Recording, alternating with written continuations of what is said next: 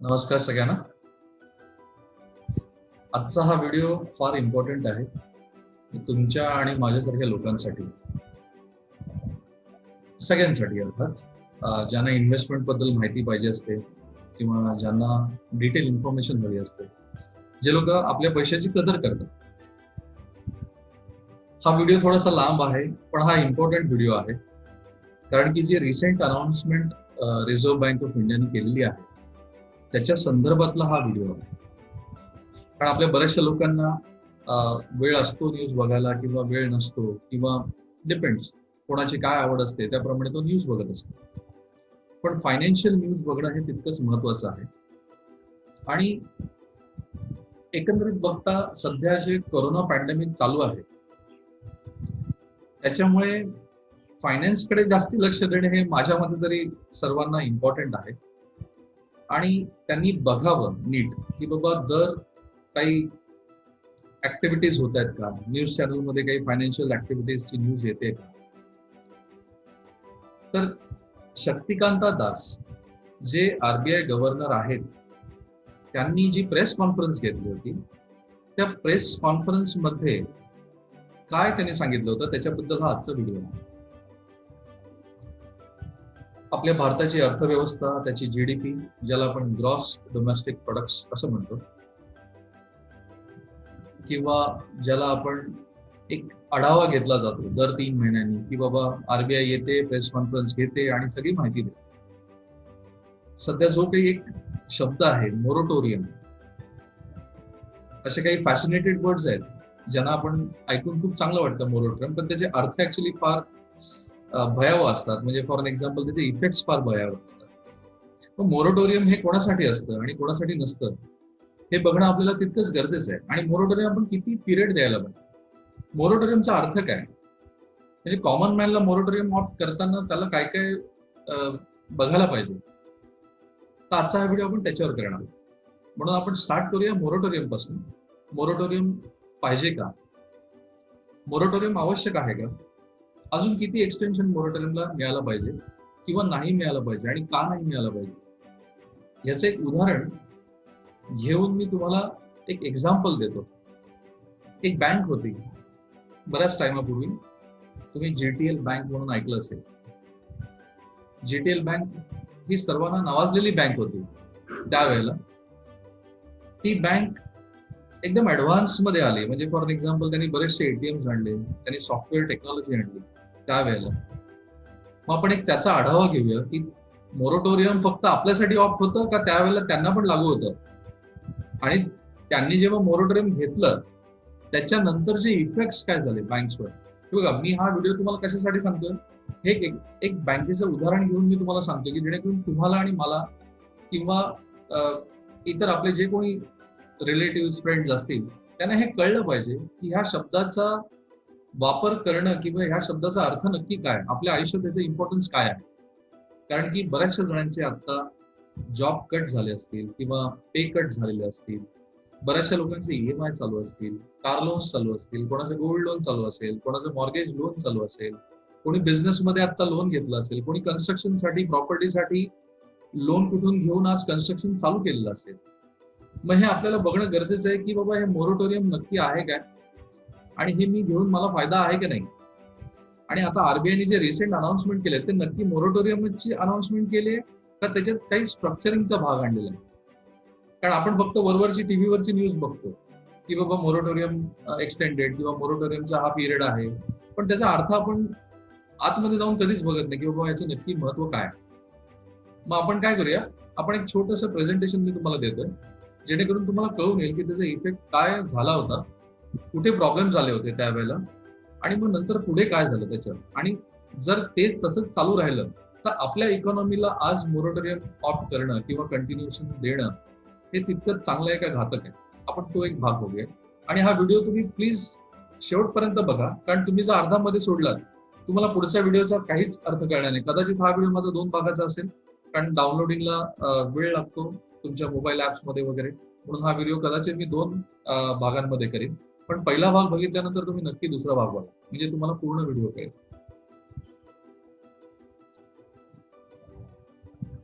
बघा, ह्या कोरोना व्हायरसच्या वेळेला काहीतरी त्यांनी पॉलिसीज आणल्या होत्या आरबीआयने, पण त्याचं ऍक्च्युली एक्सटेन्शन नाहीये आणि हे जाणून घेणं आपल्याला तितकंच गरजेचं आहे. त्याचा एक वेगळा भाग आहे ज्याला आपण रिस्ट्रक्चरिंग म्हणतो. पण नक्की मोरटोरियम आणि रिस्ट्रक्चरिंग मध्ये काय फरक आहे आणि त्याचा प्रॉब्लेम्स काय असू शकतात पुढे आपल्या इकॉनॉमीसाठी, हे किती घातक पण असू शकतं पुढे, हे तुम्हाला समजून घेणं तितकंच गरजेचं आहे. मग आपण एक बघूया की बाबा, मी एक स्टोरी सांगतो तुम्हाला की बाबा, जो एक एशियन मॅनेजर होता, गेल्ली, रमेश गेल्ली म्हणून तुम्ही नाव ऐकलं असेल त्या माणसाचं, रमेश गेल्ली. रमेश गेल्ली म्हणजे काय की बाबा, हा एक डायरेक्टर आहे कंपनीचा आणि त्यांनी एक कंपनी फॉर्म केली होती, ग्लोबल ट्रस्ट बँक म्हणून. आणि त्यावेळेला त्यांना बरेचसे अवॉर्ड्स मिळाले होते. ट्रान्सफॉर्मेशनल लीडर म्हणून त्यांना एक अवॉर्ड मिळाला होता, मास्टर्स इन एंटरप्रेन्योर म्हणून त्यांना एक अवॉर्ड मिळाला होता. आणि बरेचसे त्यांची न्यूजपेपरांमध्ये स्टोरीज होत्या की बाबा, हा सक्सेसफुल लीडर आहे, याच्यात बऱ्याचशा क्वालिटीज आहेत. त्यांनी बरेचसे एटीएम्स आणले होते. मग त्यांनी काय केलं होतं आपण सुरुवात करूया. त्यांनी अल्ट्रा मॉडर्न टेक्नॉलॉजी आणली होती आणि त्याच्यामध्ये त्यांनी काय म्हटलं होतं की वर्ल्ड क्लास प्रोडक्ट्स ते देणार होते आणि वर्ल्ड क्लास सर्व्हिसेस ते देणार होते. म्हणजे आज जे आपण बँकिंग बघतोय किंवा नेट बँकिंग बघतोय किंवा जे सॉफ्टवेअर्स बघतोय, हे त्यांनी त्यावेळेला आणण्याचे प्रयत्न केले होते. 275 एटीएमनी ही बँक ओव्हरऑल चालू झाली होती आणि बरेचसे डिपॉझिटर्स होते. त्यांना अकाउंट बॅलन्स, मिनी स्टेटमेंट्स, हे सगळ्या गोष्टी, बेसिक फीचर्स त्यावेळेला ते ऑफर करत होते. 1999 ची गोष्ट आहे, आज आपण 2020 मध्ये. त्यांनी फोन बँकिंगचा कन्सेप्ट हा त्यांनी आणला होता. फोन बँकिंग कन्सेप्ट, जो आज आपण टेलिमार्केटिंग एक्झिक्युटिव्ह आपल्याला फोन करतात आणि सगळं सांगतात, हे त्यांनी कन्सेप्ट आणला होता. आणि ऑनलाईन बँकिंगचे सॉफ्टवेअर सुद्धा त्यांनी त्यावेळेला लॉन्च केले होते. जरी ती कंपनी आणि टेक्नॉलॉजी खूप चांगली होती, तरी त्याच्यामध्ये काही बऱ्याचशा अशा अडचणी फ्युचरमध्ये आल्या. मग काय झाले प्रॉब्लेम्स त्याच्यामध्ये आणि काय होते आधी प्रमोटर्स, आपण ते पण बघून घेऊया. सर्वात मोठी प्रायव्हेट बँक त्यावेळेला, one of the top earliest private sector होते बँकेमध्ये. त्याच्यामध्ये 3 प्रमोटर होते, रमेश गेल्ली, श्रीधर सुभश्री आणि जयंत माधव. आणि त्यांची जी ब्रँच चालू झाली होती ती आंध्र प्रदेशला त्यांनी स्टार्ट केली होती. जवळपास त्यांनी 1000 million deposit on a first day collect केले होते. ती बँक जेव्हा स्टार्ट झाली होती तेव्हा त्यांचा इनिशियल पब्लिक ऑफर, आपला मागचा व्हिडिओ मी म्हणूनच आयपीओ साठी ठेवला होता की वेगवेगळ्या प्रकारे लोक फंडिंग कसे तयार करतात कंपन्या आणि त्याचा कॉमन मॅनला काय अवेअरनेस असतो किंवा एक कंपनी चांगली आहे की नाही, ह्याच्यात मला पैसे लावायचे की नाही, हे आपल्याला कसं कळलं पाहिजे. आणि म्हणून तुम्हाला सांगितलं की आयपीओचं ऑब्जेक्टिव्ह क्लिअर असलं पाहिजे, कंपन्यांचं ऑब्जेक्टिव्ह क्लिअर असलं पाहिजे की मला आयपीओ आणायचं पण कशासाठी आणतो. मग त्यांनी 1 billion deposit on a first day, ₹10 billion by the end of the first year. 1 billion say 10 billion, तुम्ही विचार करा, खूप रक्कम त्यांनी जमा केली होती. आणि 27 billion at the rate of 3 years मध्ये त्यांनी ते 3 वर्षामध्ये 27 बिलियन त्यांनी जमा केले होते या बँकेमध्ये. आणि बँक खूप चांगल्या प्रकारे चालू झाली होती. त्यांना बेस्ट एक्सपोर्ट परफॉर्मन्स अवॉर्ड पण मिळाला होता जेम्स आणि ज्वेलरी इंडस्ट्रीमध्ये. First amongst India best banks म्हणून त्यांना अवॉर्ड पण मिळाला होता. आणि त्याचे सोर्स मी इथे दिलेला आहे खाली, की तुम्हाला जर हवं असेल तर तुम्ही जाऊन ते चेक करू शकता. मग त्यांचे फायनान्शियल्स काय काय होते, प्रॉब्लेम्स काय झाले, एवढं सगळं असताना त्यांना प्रॉब्लेम्स काय झाले. स्टार्ट चांगले झाल्यानंतर त्यांना लोनचे प्रॉब्लेम्स झाले. त्यावेळेला आपण ज्याला बुक ऑफ अकाउंट्स किंवा लोन रजिस्ट्रेशन किंवा अकाउंट्सच्या एंट्री म्हणतो, किंवा लोन देणे घेणे हा जो व्यवहार बँक्स करतात किंवा लोन अप्रुव्हल्स जे असतात, हा जो प्रकार बँक्स करतात, त्याच्यामध्ये त्यांचं काय झालं, हा रिझल्ट बघा त्यांचा फायनान्शियल इयरचा. त्यांचे डिपॉझिट्स होते 69,200 मिलियन, ऍडव्हान्सेस त्यांच्याकडे होते 32,760 मिलियन. एक्सपोजर, मार्केटमधलं जे एक्सपोजर आहे 15,600 मिलियन. हे सगळं मिलियन्स मध्ये आहे, लक्षात घ्या. आणि मेन प्रॉब्लेम काय झाला बघा, कॅपिटल ऍडिक्वसी रेशो 0.07. हा फार महत्वाचा मुद्दा आहे. कुठल्याही बँकेला आपण जेव्हा रन करतो तेव्हा आपले कडे कॅपिटल असतं, त्याचा एक ऍडिक्वसी रेशो आपल्याला मेंटेन करावा लागतो. तो रेशो त्यांनी फार कमी झाला होता लोन देऊन देऊन, आणि नेट एनपीएस त्यांचे 20% झाले होते. रिटर्न्स ऑन ऍसेट्स, जी काही इन्व्हेस्टमेंट्स आहे त्याच्यावरती 3.5% रिटर्न मिळत होते. अर्थात त्यावेळेला जीडीपी आपली जशी होती त्याच प्रकारे आपल्याला रिटर्न मिळणार हे तितकंच सत्य होतं.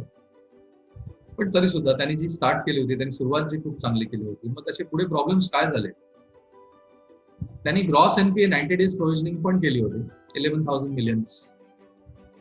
आणि तुम्ही नॉमिनल म्हणजे फॉर एक्झाम्पल अदर एनपीएस आपण ज्याला म्हणतो किंवा एक्सपेक्टेड 12,000 मिलियन्स, हे पण तुम्ही लक्षात घ्या की एनपीए हे वाढत चालले होते त्यांचे, ज्याला नॉन परफॉर्मिंग ऍसेट्स आपण असं म्हणतो.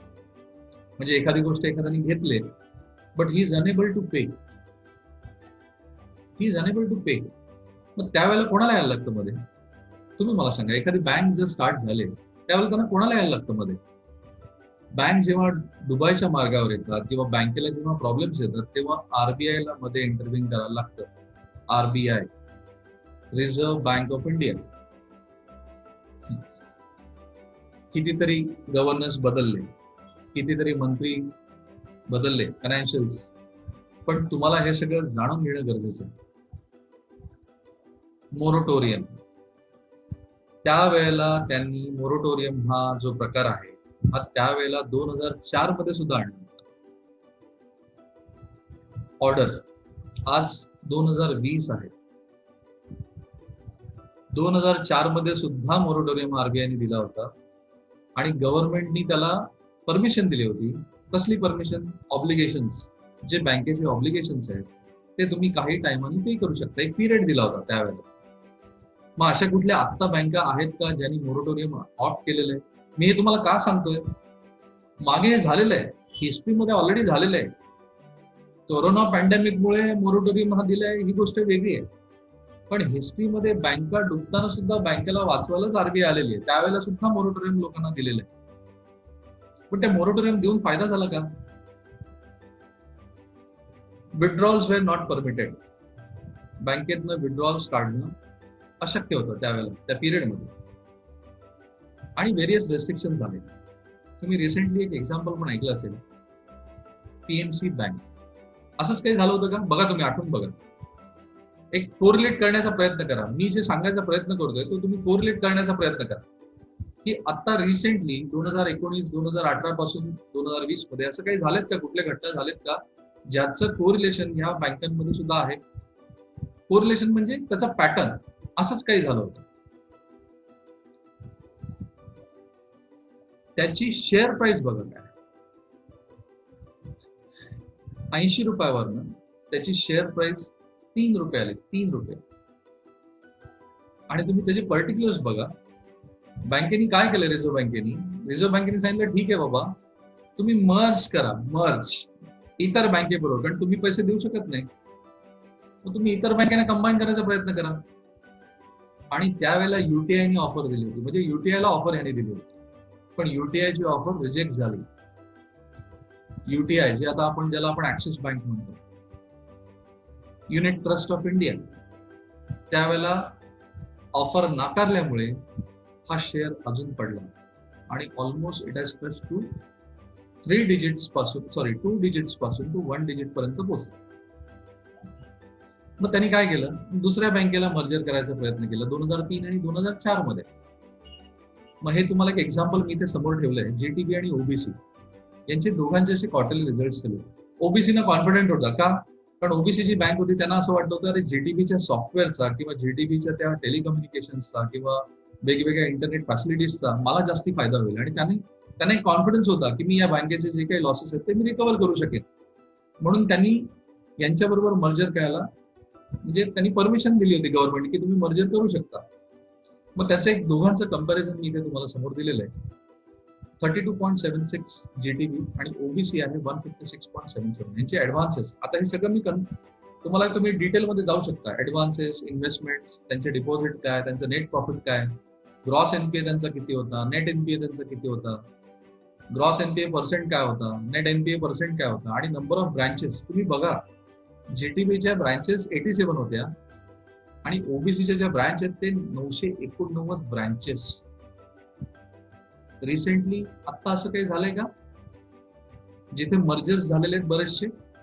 नीट आठवायचा प्रयत्न करा. येस, बऱ्याचशा बँक्स एकमेकांमध्ये मर्ज झाले. तुम्ही इकॉनॉमीचा जर अभ्यास केला नाही किंवा तुम्ही जर हा वाईड स्कोपने आपल्याला बघितलं नाही की माझे पैसे मी कुठे टाकू, तुम्हाला बँकांबद्दल नॉलेज असणं हे तितकंच गरजेचं आहे जितकं तुम्ही स्वतःच्या खिशाकडे लक्ष देता.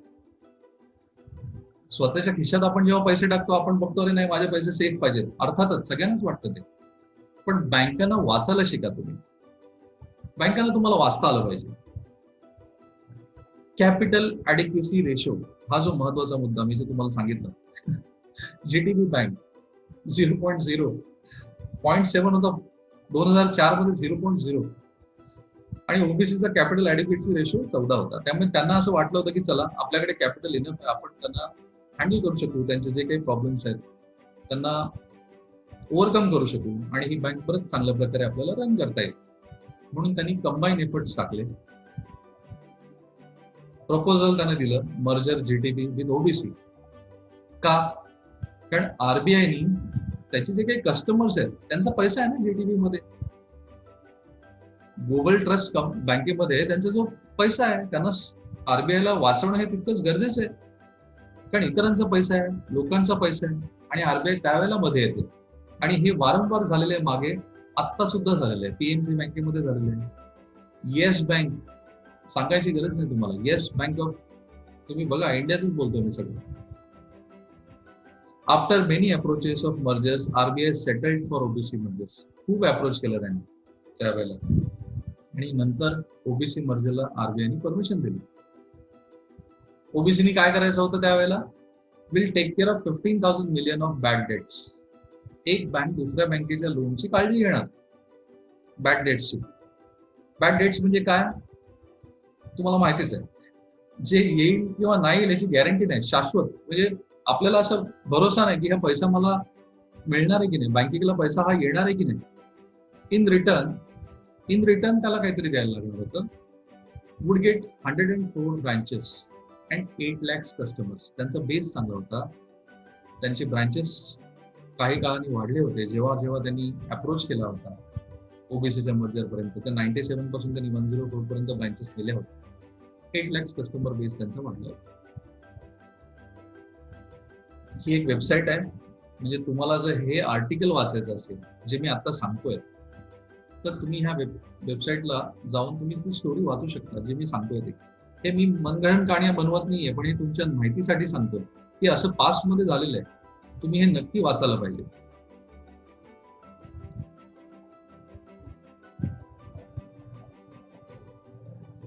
मग आता आपण येऊया आपल्या आरबीआय मोरेटोरियमच्या कन्सेप्टकडे आणि आत्ताचं रिसेंट जे इम्पॅक्ट्स आहेत आपण ते बघूया. पीएमसी बँकेचं मी तुम्हाला उदाहरण दिलंय.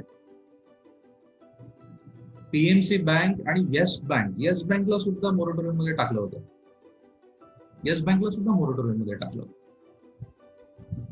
मग याची ऑर्डर आहे, Yes Bank Limited place under moratorium by Reserve Bank of India. कधी?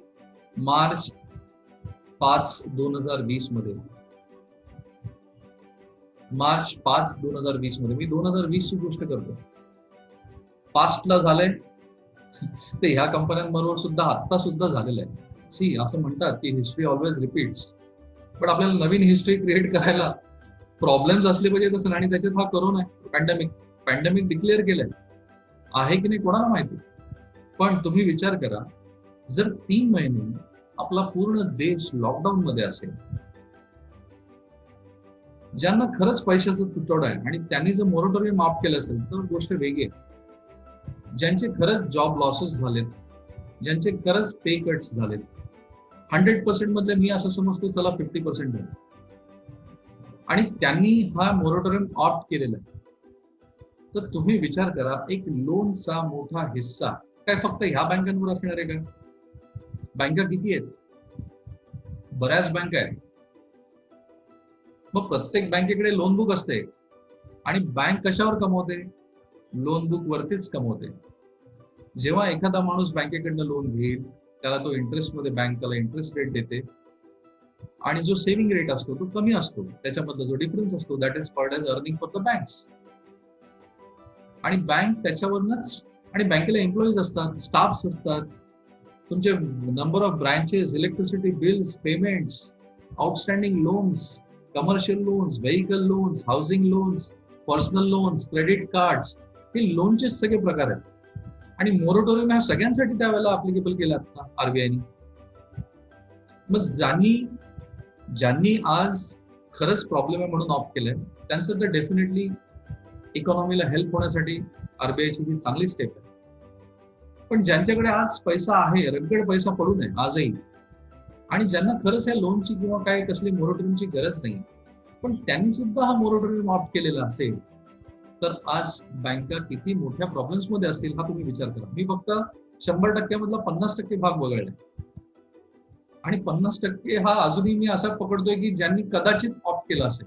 पण जर ते कदाचित ऑप्ट केलं असेल तर सगळे रिझल्ट आज तुमच्या समोर आहेत का? बँकांचे सगळे क्वार्टरली रिझल्ट तुमच्या समोर आज आलेत का? आणि म्हणून मोरटोरियम अजून किती एक्सटेंड करायला पाहिजे? मला तर नाही वाटत की moratorium extension is a good option for the economy.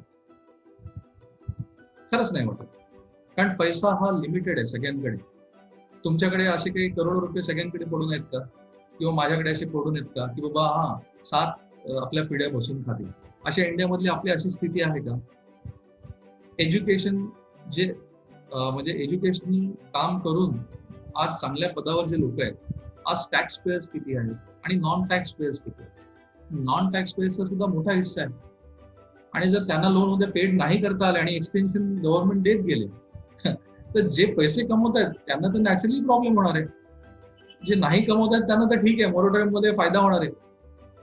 पण जे तुमच्या आणि माझ्यासारखे आज जर कमवणार आहे आणि आपण जर त्या बँकांमध्ये पैसे आपले टाकलेले असतील तर आपल्याला खरंच काळजी घेणं गरजेचं आहे.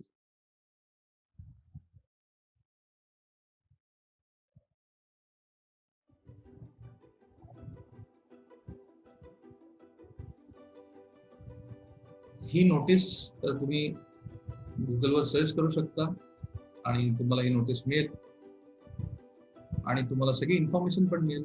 मी असं म्हणत नाही की येस बँक वाईट आहे किंवा येस बँकला प्रॉब्लेम्स आहेत, पण तुम्ही विचार करा हे सगळं होतंय. आणि जर आपल्याला माहिती आहे की एखाद्या बँकेचे एनपीए जास्ती असतील आणि आपण जर तिथे आपले सगळे बँक अकाउंट असतील उद्या उद्या खरंच त्या इकॉनॉमीमध्ये प्रॉब्लेम झाला. Not in all, but I am talking about, हे बघा 50 बँका आहेत आज, त्यातल्या 5-6 बँका समजा उद्या काही प्रॉब्लेम झाला, तुम्ही काय करणार? जोपर्यंत एखादी बँक, ती कॉमन मॅन आहे, हे ह्युमन नेचर आहे. एखादी गोष्ट जेव्हा आपल्याला मिळत असते तोपर्यंत आपल्याला काय वाटत नाही, पण एखादी गोष्ट आपल्याला जेव्हा मिळत असते आणि आपली सडनली ती स्टॉप होते तेव्हा आपल्याला लगेच त्याच्यामधले प्रॉब्लेम्स दिसून येतात. मग प्रॉब्लेम्स तेव्हा दिसून येण्याच्या ऐवजी जर आजच आपण बघायला सुरुवात केली तर ते खूप चांगलं आहे ना. मी असं म्हणत नाही की बाबा सगळ्यांनी एकदम डिटेल उद्यापासून पुस्तकं उघडून बँक बॅलन्स बघून, मी असं म्हणत नाहीये. पण तुम्ही एक इकॉनॉमिकल ऍक्टिव्हिटीवर लक्ष ठेवा. स्वतःचा पैसा आपल्याला सेव्ह करणं, आजच्या घडीला 15% रिटर्न नाही मिळाले तरी चालतील. आजच्या घडीला तुम्हाला ऍव्हरेज रिटर्न 8 to 9% मिळाले ना तरी भरपूर आहेत माझ्या मते. कारण की पहिले पैसा वाचवलेला महत्वाचा आहे rather than expectation of high returns. आणि हाय रिस्कलाच नेहमी हाय रिटर्न्स असतात. मग मी असं म्हणत नाही की तुम्ही सगळा 100% पैसा कुठेतरी इन्व्हेस्ट झाला पाहिजे. तुमचा जो काही भाग आहे आता, तो तुम्ही पहिला इकॉनॉमीचा आढावा घेऊन तशी तुमची इन्व्हेस्टमेंट सायकल असली पाहिजे. म्हणून मी तुम्हाला इकॉनॉमिकल सायकल एक सुरुवातीचा पहिला जो व्हिडिओ होता त्याच्यामध्ये तुम्हाला समजावलं होतं की पैसा मूव्ह कसा होतो, किंवा कॅश सेगमेंट मधनं, मग बॉन्ड मार्केट मधनं, मग बॉन्ड मधनं तो इक्विटीमध्ये कसा जातो, मग इक्विटी मधनं वापस परत कसा तो सर्क्युलेट होत राहतो गोल्ड मध्ये, गोल्ड मधून परत कसा येतो. त्यामुळे आता तुम्ही बघा सोन्याचे रेट 54,000 55,000 सोन्याचे रेट चालू. लोकांना भीती आहे. कसली भीती? की बाबा उद्या काय झालं तर काय. पण आता तुम्ही एक विचार करा, अति भीती सुद्धा चांगली नाही. मग मी तुम्हाला आतापर्यंत ही सगळे जे स्लाइड्स दाखवलेत हे निगेटिव्ह स्लाइड्स ज्या आपल्या इकॉनॉमीतल्या झालेल्या आहेत पास्टमध्ये त्या दाखवलेल्या आहेत. पण काही पॉझिटिव्ह स्टेप्स आपल्या इकॉनॉमीसाठी आता त्या सरकारने घेतलेले आहेत, त्या गव्हर्नमेंटने घेतलेले आहेत, आणि ते आपल्याला जाणून घेणं जास्त गरजेचं आहे. कारण सध्याचा कॅश फ्लो जर आपण आज मेंटेन करू शकलो तर आज वाचलो तर उद्या बरंच कमवता येईल ना. आपल्याला महत्वाचं काय की हा टाइम जाणे हा महत्वाचा आहे. जोपर्यंत वॅक्सिन अनाऊन्स करत नाही, जोपर्यंत नक्की करोनावर काय आहे, करोना आहे नाहीये, घातक आहे नाहीये, सगळ्यांमध्ये कन्फ्युजन आहे. विविध व्हिडिओज तुम्ही ऑनलाईन चेक करताय आणि हे कीप ऑन गोईंग आहे. टीव्ही लावला रे लावला की आज एवढे वाढले, आज एवढे घटले. Who knows what is a reality? No one knows actually. आणि अशा काळामध्ये आपण काही प्रोटेक्टिव्ह फंड सुद्धा आपल्याकडे, इमर्जन्सी फंड बॅकअपला असला पाहिजे. पण अशा काळामध्येच अपॉर्च्युनिटी सुद्धा क्रिएट होतात आणि अपॉर्च्युनिटी ही वारंवार येत नाही. आणि म्हणूनच मी मागचा जो व्हिडिओ सांगितला होता, जो रिलेटेड टू IPO होता, काही चांगल्या कंपन्या तुम्ही निवडा ज्यांची बँक बॅलन्स शीट खूप तगडी असेल, ज्यांना आज फरक पडला असेल या कोरोना पॅन्डेमिकमुळे, पण त्यांच्याकडे जे कॅपिटल ॲडिक्वसी रेशो त्यांचा मेंटेन असेल बऱ्यापैकी, त्यांचे ऍसेट्स खूप चांगले असतील. हे सगळं बघणं सुद्धा तुमचं जास्ती गरजेचं आहे. त्यांच्या बॅलन्स शीटवर तुमच्या टॉप आणि बॉटम या दोन्ही गोष्टी तुम्हाला बघणं गरजेचं आहे. What is mean by top sales and profit. आता हे क्वार्टरली रिझल्ट यायला सुरुवात होईल, त्यामुळे तुम्हाला हे बघणं तितकंच गरजेचं आहे. मी काय करतो, हा व्हिडिओ इथेच पॉज करतो. आपण ह्याचा दुसरा भाग, ह्याच्या दुसऱ्या भागात मी आपल्याला काय चांगले फायदे आहेत आणि आपण काय करायला पाहिजे किंवा आपण कसं बघितलं पाहिजे याच्याबद्दल मी तुम्हाला पुढची माहिती देतो. तर हा व्हिडिओ मी इथेच थांबवतोय. तुम्ही नक्की दुसरा व्हिडिओ बघा, जेणेकरून तुम्हाला तुमच्या पैशाची जाणीव आणि काळजी ह्या दोन्ही गोष्टी आपल्याला समजणं गरजेचं आहे. तुम्हाला तुमच्या पैशाची काळजी घेता. माझा हा जो व्हिडिओ आहे हा तुम्हाला त्याच्यासाठीच आहे की कॉमन मॅनला सोप्या भाषेत आपल्याला कळता आलं पाहिजे. आणि मराठी माणसांसाठी किंवा कोणी हा जो व्हिडिओ बघत असेल त्यांच्यासाठी, पण तुम्हीच मनावर आणि हृदयावर हात ठेवून बघा, जी पूर्वापार आपली पिढी चालत आलेली आहे. Property land. Is it safe too much? म्हणजे तुम्ही, इज इट सेफ? ते सुद्धा सेफ आहे का? त्याची मेंटेनन्स कॉस्ट आज आपण द्यायला तयार आहोत का? अति प्रॉपर्टी असणं का आत्ताच्या डेटला कॅश कॉम्पोनंट जवळ असणं काय महत्वाचं आहे, हे सुद्धा तुम्हाला ठरवायचं. मग ह्या नोटवर मी हा व्हिडिओ इथे पॉज करतो आणि सेकंड व्हिडिओ मी तुम्हाला लगेचच येणार आहे. तुम्ही तो सेकंड व्हिडिओ पण बघा आणि त्याच्या कंटिन्युएशन मध्ये तुम्हाला हे दोन्ही जेव्हा व्हिडिओ एकत्र बघाल तेव्हा तुम्हाला त्याचे फायदे आणि तोटे कळतील. धन्यवाद. Thank you so much.